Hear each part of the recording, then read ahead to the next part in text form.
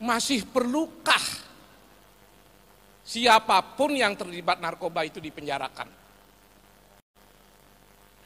Baik pengedar maupun pengguna. Masih perlu nggak dipenjarakan? Itu pertanyaan besarnya.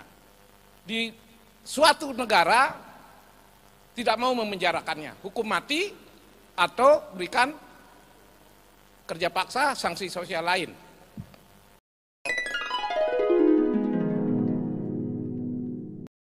Permasalahan apa yang kami hadapi dalam praktek penegakan hukum Undang-Undang Narkotika 35/2009 ini? Jadi kami mengkaji ini melalui pengalaman empirik apa sih sebenarnya yang terjadi dengan permasalahan peredaran gelap dan penyalahgunaan narkotika ini. Sebelum ke sana Bapak Ibu sekalian, saya mau berbagi dulu ya.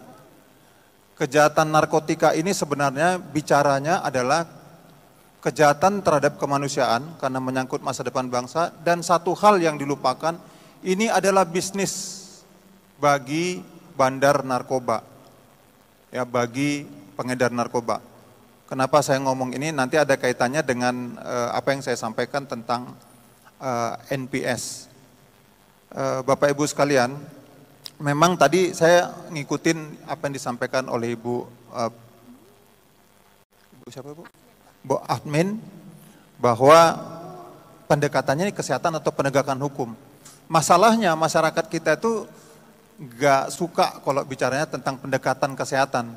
Lebih suka itu bukan masyarakat ya, tepatnya saya bilang itu media kita lebih suka mengekspos tentang masalah hal-hal penegakan hukum, hal-hal tentang penangkapan, hal-hal tentang penghukuman berat, tetapi mungkin kurang terekspos tentang upaya tentang bagaimana menyembuhkan penyalahguna ini. Bapak Ibu sekalian, kami melihat ada 3 yang mau kami sampaikan di sini, yakni tentang peredaran gelap NPS. Yang pertama, NPS ini berkembang sesuai dengan perkembangan di bidang teknologi kefarmasian. Obat-obatan yang baru yang dampaknya itu sama dengan narkotika, bahkan lebih parah daripada narkotika yang apa yang kita kenal sekarang. Itu selalu berkembang, sementara undang-undang kita ataupun hukum kita selalu tertinggal satu langkah di balik undang-undang itu. Kami melihat apa yang terdapat dalam rencana perubahan undang-undangan ini itu cukup bagus ya, tanpa perlu menunggu umpamanya penetapan oleh Permenkes ya. Jadi NPS ini berkembang sangat cepat. Bahkan saya mau sampaikan bahwa 1 minggu yang lalu kami baru tanganin ada obat yang kami kira pertama itu adalah ekstasi yang diedarkan di tempat hiburan malam. Tapi ketika kami mengirim ke Lapor Polri, ternyata kandungan yang bentuknya seperti ekstasi itu tidak mengandung MDMA sama sekali. Dia mengandung ada jenis ketamin dicampur dengan kafein dan kloroquinon begitu. Tetapi dampaknya itu sama dengan orang memakai ekstasi begitu, ya. Jadi sementara pengaturannya nggak bisa, sehingga kami tidak melakukan penangkapan sebagaimana biasanya di Undang-Undang Narkotika, tapi kami menerapkan Undang-Undang Kesehatan. Nah, bagaimana tentang ini? Dan ini akan terus berkembang Bapak Ibu sekalian, jenis-jenis NPS ini, sehingga Polri sebagai salah satu penyidik tindak pidana narkotika, sebagaimana termaktub dalam pasal 71 Undang-Undang 35/2009, sejatinya juga harus memiliki dasar hukum ketika kami menangani suatu perkara peredaran gelap NPS. Dan sampai dengan saat ini NPS kita di bulan November tahun 2021 dari berbagai yang ribuan NPS beredar seluruh dunia, kita masih mengatur 191 golongan 1 narkotika ya.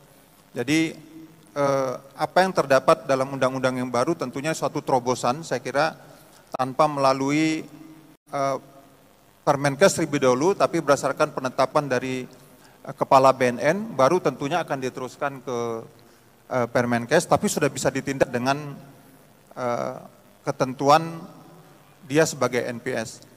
Yang kedua, ini adalah masalah rehabilitasi. Pengalaman kami, ya mohon maaf Bapak Ibu sekalian, kami sampaikan lebih susah nanganin rehabilitasi daripada mengungkap kasus 10, 20, 100 kilo dalam penyidikan, ya kami bicara, ya karena memang ketika kami menangani kasus-kasus yang signifikan ini, kesulitan kami hanya adalah pada tingkat penyelidikan, bagaimana kami mengidentifikasi jaringan, bagaimana kami memprofiling, dan bagaimana kami harus lebih cerdik daripada bandar dan sindikatnya dalam mengungkap kasus. Tapi ketika menanganin kasus penyalahguna, tentunya ini tidak lepas dari undang-undang kita, di Undang-Undang 35 2009 terdapat ambiguitas, ya di sini saya juga melihat ada teman-teman pemerhati, mungkin ada pengacara, bagaimana pasal-pasal ini, kalau Pak Wayan pernah bilang sama saya bahwa ini pasal yang menimbulkan multi persepsi, sehingga perlu ada pasal yang jelas di undang-undang yang baru sehingga orang membacanya itu jelas begitu. Nah, dalam praktiknya kami dengan Peraturan Kapolri nomor 8 2021, kebijakan tentang penempatan penyalahguna dan pecandu di panti rehabilitasi menjadi praktik daripada restoratif justice di lingkungan Polri. Ya, tentunya kami sudah melaksanakan sejak lama. Demikian juga kerjasama dengan BNN dan teman-teman kejaksaan menjadi penting, sehingga siapa penyalahguna, siapa bandar atau kurir ini benar-benar mendapatkan penerapan pasal yang sesungguhnya gitu. Jadi pendekatannya harusnya terhadap penyalahguna memang harus dikirim ke panti rehab, dan terhadap bandar itu harus diterapkan pasal yang terberat sampai dengan hukuman mati. Yang terakhir, kami mau sampaikan tentang penggunaan uang hasil penyitaan TPPU. Kami melihat bahwa sering sekali permasalahan begini, Bapak Ibu sekalian. Ketika kami ditampilkan menjadi narasumber, itu bertanya bahwa tidak adanya anggaran untuk biaya rehabilitasi. Ini masih berkaitan, karena tidak semua panti rehab itu gratis, Bapak Ibu sekalian.